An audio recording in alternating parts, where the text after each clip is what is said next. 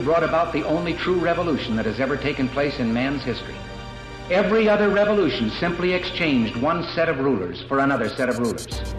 But only here did that little band of men so advance beyond their time that the world has never seen their like since, evolve the idea that you and I have within ourselves the God-given right and the ability to determine our own destiny. But freedom is never more than one generation away from extinction. We didn't pass it on to our children in the bloodstream. The only way they can inherit the freedom we have known is if we fight for it, protect it, defend it, and then hand it to them with the well-taught lessons of how they in their lifetime must do the same. And if you and I don't do this, then you and I may well spend our sunset years telling our children and our children's children what it once was like in America when men were free. You're listening to a beacon of hope, fighting for freedom every day. This is the Lane Brown Show, and here's your host, the Lane Brown.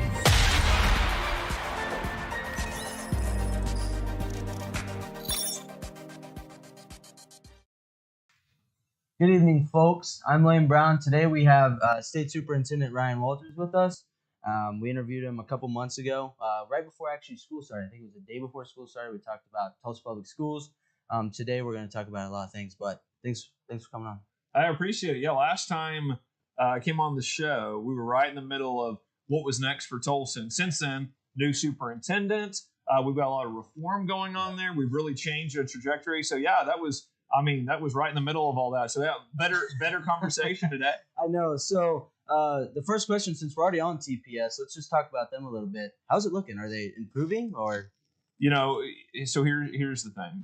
They have done a lot of things really well over the last 6 months or so when we've really gotten engaged with them. We see 12 of the 16 schools are scheduled to come off the F list.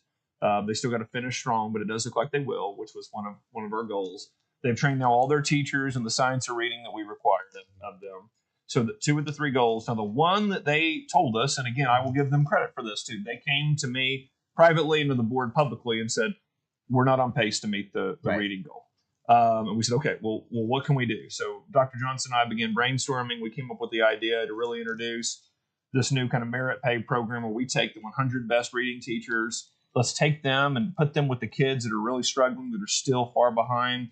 And so we've really had a collaborative effort where we're going to help pay for subs with the district. I'm sending my staff over to help cover classes, but it's going to be an all hands on deck approach for the next 2 months. But, you know, again, I think the trajectory is good. I'm really positive about it. I think they can hit those marks, but we got to finish strong. That's awesome because last time we talked about TPS, they were graduating people who quite literally couldn't read. And we had people going out into the workforce who couldn't read, and it was just a terrible, terrible situation there at TPS. So it's awesome that it's getting back on track there. And then just to kind of shift from TPS, Oklahoma City Public Schools, their superintendent, notified the board he wanted to resign. I think last time we talked about how Oklahoma City Public Schools was improving. They got a lot of schools off the, I guess, F list is what it's called. And that's kind of where you wanted to see TPS. So what's going on over there at Oklahoma City? Because if they're improving, why would he leave? Yeah, I mean, so Oklahoma City, had seen a better improvement than TPS had. They got a lot of problems. You got to make sure that everybody there are ready to tackle them with a sense of urgency. So, we're going to continue to work with that district too to make sure they get a new leader in that can really set high expectations and help the district get there. So, they are 2 of the 3 largest districts in the state. Look, we do a lot of work with our small districts, but these large districts, you have got to start getting them going in the right direction because we're talking about tens of thousands of kids. So we're closely working with them and monitoring that situation as well. So to tie in with Oklahoma State Public Schools, recently we actually saw something come out of Deer Creek, which was students licking peanut butter off of people's toes for money. How's the investigation going? I know you guys have launched an investigation. How's that looking? Yeah, I started just getting call after call. When was it? I guess last Friday. Of parents that were just going, "Hey, is this real?" And I kind of start looking back in my phone and, what's going on. And it was that video that broke. You have students licking peanut butter off the toes and feet of other individuals. Now, the district said no parents or teachers were involved, no adults. Some parents have told us they think otherwise. We're still trying to get to the bottom of that. But regardless, inappropriate to have kids in that type of situation. I mean, it's just degrading for the kids. You ask yourself, where were the adults and all that, right? And so our investigation right now, we're trying to figure out what the district know, when did they know it, why didn't parents know about it? We had a lot of parents that said, hey, we found out when it showed up on the news. And how do we change protocols to make sure that, look, these are kids, right? And the thing about when you send a kid to school, you assume the adults are going to be responsible and make sure, kids don't do things that are inappropriate. Kids don't do things that they shouldn't be involved in, things like that. So were the adults actively pushing them, just okay it, and didn't take that responsibility seriously? But look, parents are really, really frustrated. They're really, really upset about this. So we're going to get to the bottom of it, hold those accountable that allowed it to happen, but also make sure that we're not seeing this in the future. Yeah, so that's why I'm glad I kind of go to a smaller school district, because they can actually monitor all of that. So someone actually mentioned it was a STUCO, student council kind of thing for fundraising. And really, what I want to know is our student council, there's a teacher advisor. So there's obviously a teacher advisor for Deer Creek Student Council. And the person who really approved this should be held accountable along, I think, with school administration, because to actively let it happen and then continue to let it happen while they were licking it off and saying, hey, this isn't right. Sure. And then doubling down on it and saying, well, we made a bunch of money off of it. So it's actually kind of weird. I don't think I've ever seen anyone actually lick toes for money, but it is what it is, I guess. And like you said, there's a lot of schools that do a type of fundraiser, right? I mean, I've seen schools do dodgeball tournaments, free throw shooting, there's a lot of things you can do. But what you don't want to do is put the kids in that type of situation where, hey, the kids maybe in the moment or whatnot, or their parents see it later and go, hey, guys, like, what were you doing? Why were you doing that? And so, usually you have a teacher overseeing the STUCO events. But frankly, when you use school property, usually there's some administrator sign off on that. Right. Oh, what are you going to do in the basketball gym? Okay, well, who's supervising it? What are the activities? Yeah. So that's one of the things we're trying to make sure that we get clear answers from this district. What were the protocols? Who did sign off? And we're actually doing a fundraiser at our school. It's for a kid that Make-A-Wish. We're trying to raise a bunch of money so we can go. I think it's to Disneyland. So our whole school, our high school, is themed with Disney stuff. And there's events every night of what we're gonna do, movie night, dodgeball night. There's multiple other ways you can fundraise for. And I know they were fundraising for a coffee shop that deals with autism. I think it is special education students. So there's multiple other ways you can fundraise. Sure. But we're gonna go away from TPS, Oklahoma City Public Schools. We kind of tackled that. The next big thing is the Owasso student that sadly passed away. That's tragic. When a student dies, it's tragic, no matter who they are. And I know that there was a ton of misinformation that came out about it.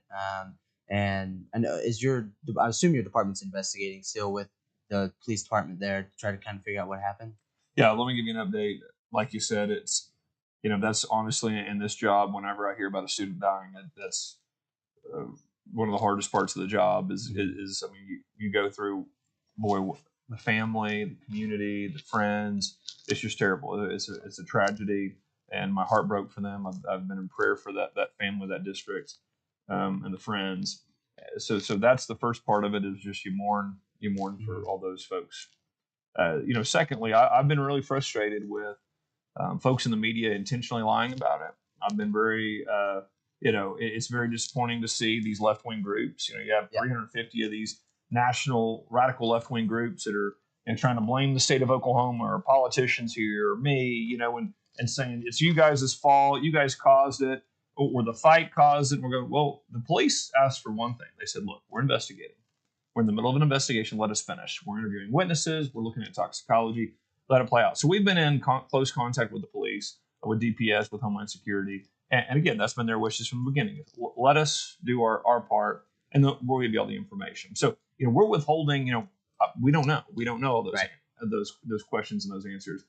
But what they did tell us is, look, we don't believe there's any connection to the fight. Right. But you still saw the left run with that narrative. Right. And you're still seeing them use it for political gain, which I think is absolutely disgusting, to use the death of a young person, to lie about it, manipulate the circumstances around it for political gain. Right. The reality is it's a tragedy. We will be reviewing everything that comes out around it, because, look, hey, I want every kid in Oklahoma to not only be safe, but that's the first thing. I want every student to feel safe, parents to feel like their kids are safe going to school. And the second part is, hey, look, I want every kid to be successful. I mean, I want to put you in the best situation possible. so you can have the job that you want, the family you want, the life that you want. And so, we're going to continue to do all that we can to make sure that every kid has the best opportunity at that. Yeah, just going through social media and going through Twitter, known as X now, I guess, and going through there and seeing legislators from the state of Oklahoma actually using the death of a young child for political brownie points to attack you. It was disgusting. It's tragic. Sad news there, and I pray for the family, kind of like you are. But that leads to our next point. Really, I know a lot of people have been harping on you, especially some type of like left wing groups about pedophiles in school, which I know you're tackling the issue more than the lady that was in here before you were, Joy Hoffmeister.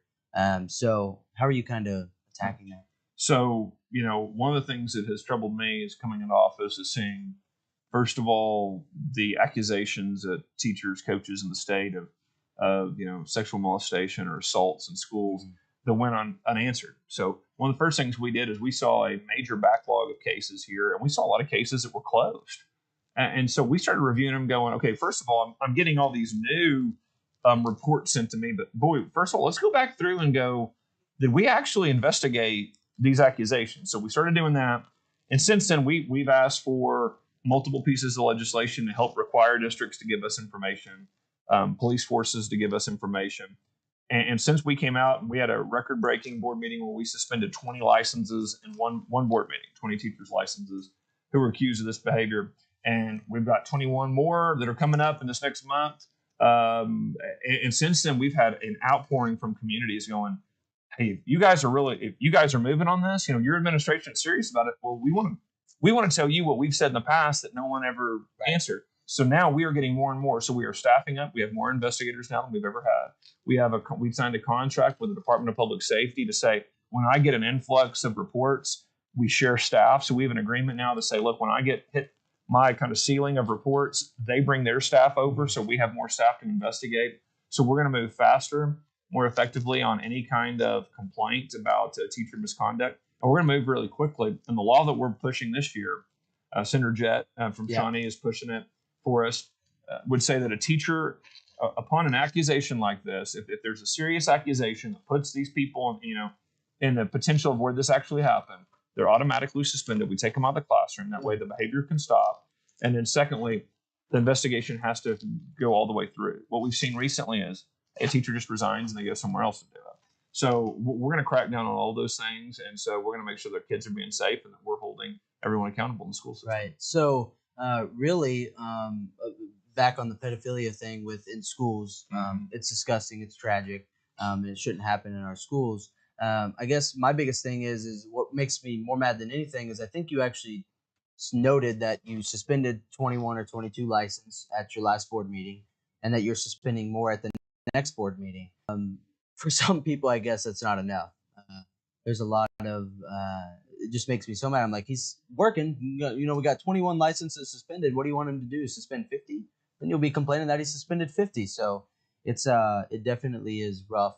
I'm glad that you're getting that out of our schools because that's it's just disgusting. It is, and unfortunately, you've seen, and just to be clear, the vast majority of teachers would never do that. Right. But what you have are some bad actors. Frankly, what they've done is they've used that position, or frankly, they've even sought out to get into a school to be around young people. And so this is where it's got to be our number one priority in our schools: keep kids safe. You have to be aware that sexual predators are going to target schools because that's where kids are. Right. And so we always have to be keeping kids safe, and we're going to do all that we can to make sure that that's happening. Well, I don't know what school you went to. What was the school that you went to and you read the children's book to them? Yeah, Riverside. Yeah. Riverside. Okay, yeah, Riverside. So the one thing that fascinated me the most and was actually exciting was after you said the prayer that everyone got so mad about, I think every kid in the class said amen. Every kid after you said amen said amen. Sure. So I actually thank you for that because I know that there's people that are pushing back on that, and I'm like, that's not a huge deal. Like they probably hear the same thing at home, and there's just a few select kids that don't, and it's sad, but it is what it is. Sure. But 10 Commandments coming in school, how are we doing on that? Because I've been pushing for that. Yeah, that. And look, we're working on that piece. The legislature it didn't get over the first few hurdles, so we're working to see if we can still get that in through the legislature. But here's the reality: we have had a war against Christianity, a war against faith in this country since the 1960s. Until the 1960s, everything you just said wouldn't have been strange at all. No. If you'd have walked into a schoolhouse, the Ten Commandments would have been on the wall. Right. If you would have walked into a teacher's classroom, they would have told you, look, hey, when we're talking about the founders, look, here's their letters. They said their rights came from God. Well, why did they say we're endowed by our Creator with certain inalienable rights? Well, they were Christian, and they believed that God gave that to them. So, and that was important in their belief system because they thought, well, listen, if God truly wants us to be free, well, then a government can't take my rights from me. Right. So that was crucial, and that's history, right? So that's not that's not saying all kids have to be Christian. It's not saying you have to believe one way or the other when it comes to your faith, but it is the past. And so when you study history, you got to be upfront with students. In the Ten Commandments, there's a reason why, okay, if you go to Congress, you've been to D.C., Yep. You and I hang out a little bit in D.C., but if you ever go to the Capitol, and you go to the House of Representatives, they have all the biggest lawmakers in world history, right? They have Hammurabi's up there, have some others, and right in the middle, the only person facing you is Moses. Right. Well, why did they put Moses right there looking at every member of Congress when they go? Well, because the lawgiver, the chief lawgiver, everything started with the basis of the Ten Commandments when it came to Western civilization, society, how do you make laws? So look, if we went back and made sure that our schools taught that to kids, it's like, look, this country and Western civilization, frankly, was founded on, Judeo-Christian values. And they took these laws, and it was kind of the basis for laws. I think we'd be in a much better shape. If you look at since the 1960s, drug use, right, teen pregnancy, you look at teenage suicide, all of these societal issues have gotten much worse. Mm-hmm. Well, if you go back, you look and you say, well, the 1960s is really when they weaponized the state government and the federal government against religion. And the reality is, look at families. Hey, look, we want families to practice their faith. We want to protect that in a school setting. We want to tell kids, listen, if you come from a family of faith, if you're a believer, that has always been important to society. So we're going to protect those rights. Right. So I actually, in school, we had a assignment in English where we had to create an argumentative essay about what we want to change about the school. So I argued the Ten Commandments being put up in our school. I think I was the only one that did something like that. Everyone else was like, well, let's change the dress code. Let's make it where we can use phones or whatever. But no, I was the only one. And really, what I pointed out was all you have to do is look it up. Like, how do kids learn? How do they learn when they see things on the wall? Do they learn when their teacher's teaching? And a lot of kids learn when their teacher is telling them stuff. So if your teacher is talking to you about what actually was, the firm foundation of our country, which was built on Christianity, which was, it says endowed by a creator, and some of our documents, multiple of the documents that, people spoke to, like conventions, they mentioned God multiple times. Yep. I think I actually sent that to a representative friend of ours when we were reading through a historical document. I'm like, look, it says God right here in this speech right here in our textbook. So it's just crazy about, I just want kids to be taught what our country was founded on. That's it. That's literally all we want. And it seems to be an issue. But to really kind of sort of the last question, not really, but I really want to know how much blowback you've been getting from the NEA, the National Education Association. Yeah, great question. And so what you see here is you see a lot of the social media chatter, or you see these groups that seem to pop out of nowhere that are against me. Right. Defensive democracy. Right. These are all being funded by these national groups. You got the NEA, you got George Soros money, and you can go in and you can see these are all groups that are popping up with this money from these left-wing organizations to try to create this pushback. Because here's the reality. Here's what we're doing in Oklahoma. We're laying out a blueprint for all conservative states to follow. This is what a great education system can look like. This is what reform looks like. I mean, think about how many things we've already done that they said you couldn't do. Hey, we think we can attract hundreds more teachers back to the profession. They said, no teachers want to come work in Oklahoma. We recruited 500, outstanding teachers in the state. Well, you can't do merit pay. We've got now school after school district taking the merit pay system on. You can't turn around Tulsa Public Schools. Tulsa Public Schools is in the middle of a turnaround. Well, you can't do anything for the rural schools.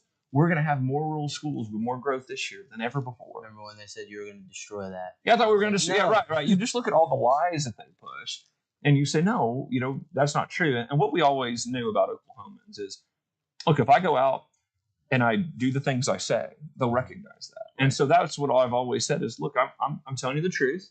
Whatever I said, no matter if I was campaigning or in office, I mean it. Right. And so we're dedicated every day to accomplishing those goals. And hey, I love this state. I mean, I love Oklahoma. I love traveling around around the state. That was one of my favorite things about, campaigning was I got to go to all 77 counties. And I loved it. And we have an amazing state. We have amazing people. We have amazing families. And with these reforms in place, ultimately what we're doing is, we're fighting back against the federal government. We're fighting back against Joe Biden. We're taking that power from the feds. We're bringing it to the state. And what are we doing here in the state with education? We're giving it to the families. Mm-hmm. We're giving it to the parents. And again, we have an incredible group of Oklahomans here. And so once we do that, once we get these reforms in place that focus on outcomes, that fight back against unions and associations. And again, the other thing is we actually teach kids what made America great. Right. Because, I love listening to President Trump say, hey, we got to make America great again. One of the things I believe is, you got to know what made America great in the first place. Right. And I love President Trump pushing the 1776 Commission and really driving woke indoctrination out and putting back that love of country. Right. And that's what we believe here too, is like our kids have to know what made America great. Because frankly, this will be the generation that takes us out of this decline and puts us towards the path of success. It's going to be your generation. It's going to be this next generation of young people. But boy, us adults, we've got to fight right now to make sure that you are hearing that in the schools. You do have a great education system. And again, I believe that we have bright days ahead of us, and Oklahoma can be the state that shines the brightest. Right. Big win for Trump last night, by the way. Huge. Yeah. She finally dropped out, though. She finally dropped out this morning. So, no, Ryan, but thanks for having this interview. Thanks for sitting down and talking with me. It means a lot, especially to young students. Well, Lane, look, I appreciate your courage. I appreciate your conviction of your opinions, of the core principles that have guided you in the way you talk, the way you carry yourself. You've done an incredible job to say, look, Oklahoma can be better. I want to be better. We want to support our great teachers. We want to support families in our society here. And so, it's tough to do. I know that can be tough sometimes. You get a lot of arrows at you. But you know what? I truly believe in the future. I truly believe in young people. I believe in young people like you that have that conviction, that core principle that, hey, look, and again, as a teacher, that's what I love is I got to work with young people, got to talk about history with young people. And I see a group of young people that, look, when you teach them American history, they go, hey, we want America to be that great country. So it's very exciting. And I've been proud to know you and I've loved getting to work with you. And so I appreciate the opportunity to be on the show. Yeah. And we want to say thank you to citynews.com. Thank you, Ryan. Thank you.